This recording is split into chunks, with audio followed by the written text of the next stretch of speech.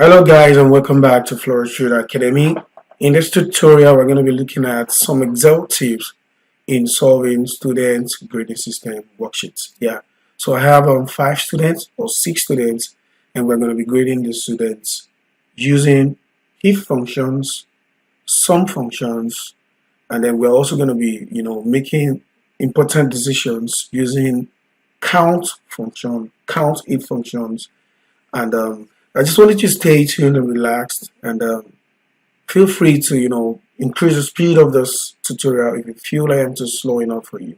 Alright, now let's get straight into the point. Now I'm going to assume some score for all of my students, and then we're going to start immediately with the functions. Right, so I'm going to give scores. I'm going to give 23, 26, 27, okay, let's say 30, 29, and 25. That's for the test scores, and then for the exam scores, we're going to have it 56, for example, 67, 56 again, 54, 69, and then the last one should be probably 17. Alright, so this is where the important functions comes in. So the first function that we're going to be exploring is how to use the sum function. Alright, so the function is used to calculate a range of data, or it is used to calculate a specific set of data. Now, let's suppose use this to calculate a specific set of data, because we want to just calculate just 2 data. Alright, so what we're going to do right here is just to start with an equals to sign. Whenever you want to use a function, you start with an equals to sign, and then you call the function name. In this case, we're using sum. So we're going to say sum, and then you open the brackets. Now, as you can see, according to the syntax, it says that you're going to put in the first number separate with a comma, and then you put in the second number. That is if you're calculating just 2 numbers. Alright, in this case, we're calculating 2 numbers, and then we're going to go straight to say what B2 colon C2. And then you close the bracket, and you press enter. That gives you your sum. That is the first function, sum. Alright, so you can just use the autofill also. Autofill is just to come to the right, the tiny box right there, and you see that your cross would actually change to a tiny cross. Then you just hold down your shift key, your click, and then you drag it down.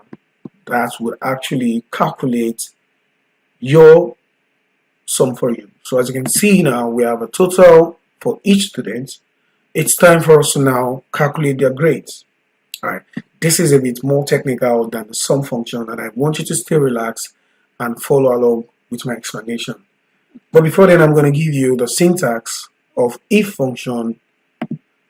So the syntax of if function looks like this. You first call in the condition, and then if the condition is true, you give it the value, true value. If it is false, you give the false value, and that's all.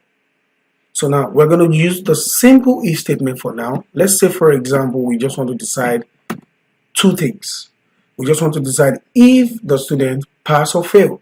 Now let's say, for example, in my class, I want it to be that anyone that is below 80 fail the course, and anyone that is above 80 pass the course. That's just for the first if condition. Now in this case, I'm just going to go right here by saying the condition first. Alright, so now you say equals to sign, and then you call the function. Remember what I said about formulas. After you put your equals to sign, you put in a function. So this is in this case, it's going to be what? If, then you open your brackets, and now you call the function, the condition, sorry. Now, in this case, the condition is what? We want to check if the value in our D2 cell. Now, you see what? D2 is D2 greater than 80. You remember that's our pass score. If D2 is greater than 80, I'm going to separate with a comma, and then I'll say, okay, the person has passed the test. Oops, my bad. I'm going to take that back. All right, sorry about that. So if D2 is greater than 80, and then we see what pass. Remember what I said about the syntax. Then you separate with another comma. So if it is false now, you say what? Fail. Now, this is, yeah, you can see now, because it is less than 80, that's failed. Now, let's auto fill for the remaining one. And you can see the rest pass.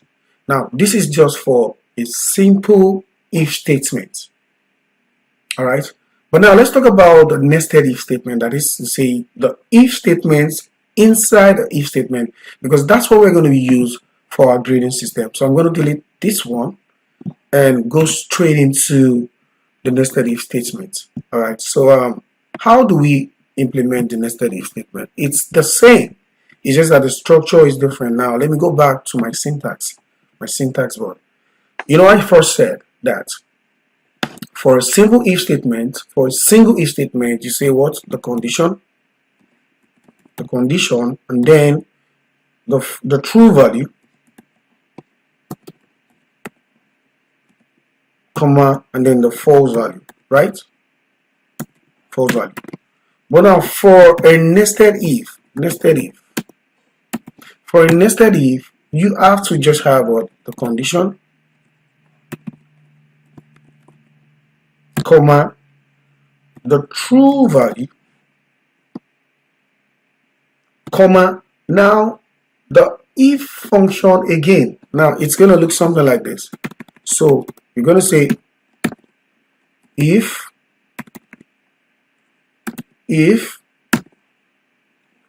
condition, comma, the true value, comma, then it's going to go again with another if statement. And then you go again, condition, comma, true value, comma, another if statement. So now this is how you can repeat if statement inside another if statement. I'm going to implement that using the grading system still so that you can understand. So in this case now, I want my grading to be like this. So for grade A,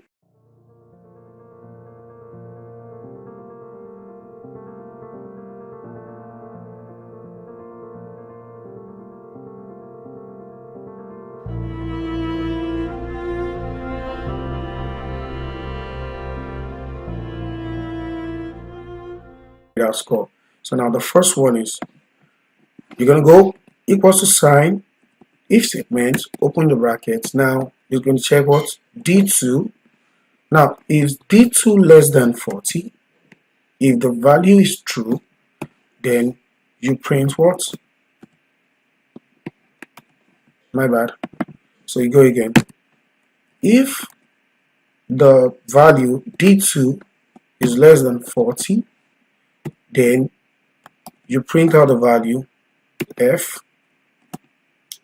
else then you go another if again, you check another value, the same value, D2 is less than, now the next value would be according to our measures 45. So if it's less than 45, then if it is true, you print another value by saying what? E, then you close it and then separate with another comma, and then you go again, if again, condition. So if the D2 is less than, you go again, if it is less than 50, and then comma, if it is true, then you print out the value D, and then separate with the comma again, and you go again. This is what we call nested if.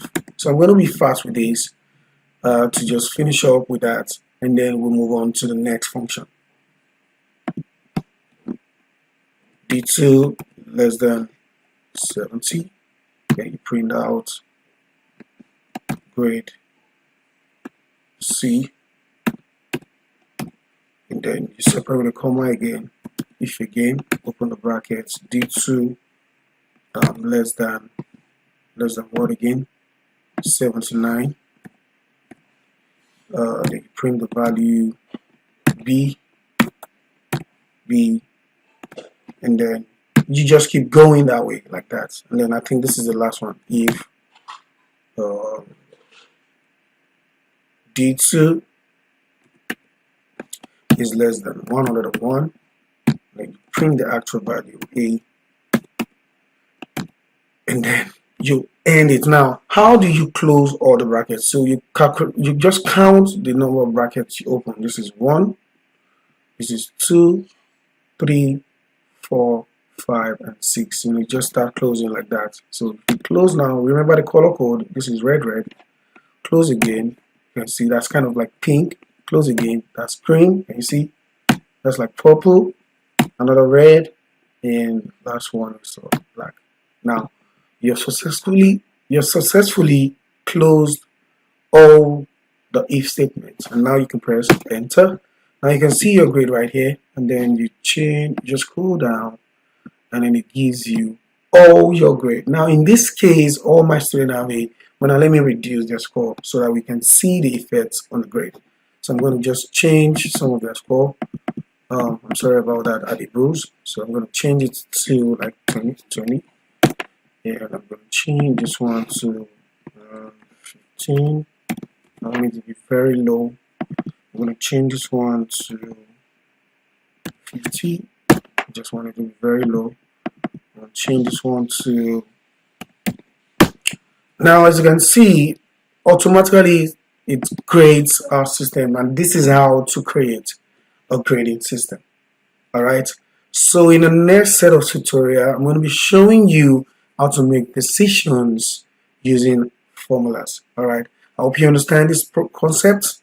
I don't want this video to be too long, and that's why I'm going to be stopping right there right now. In the next tutorial, we're going to continue where we stopped. Alright, so please feel free to comment, like, and subscribe for more Excel tips. Stay blessed and keep flourishing. Bye.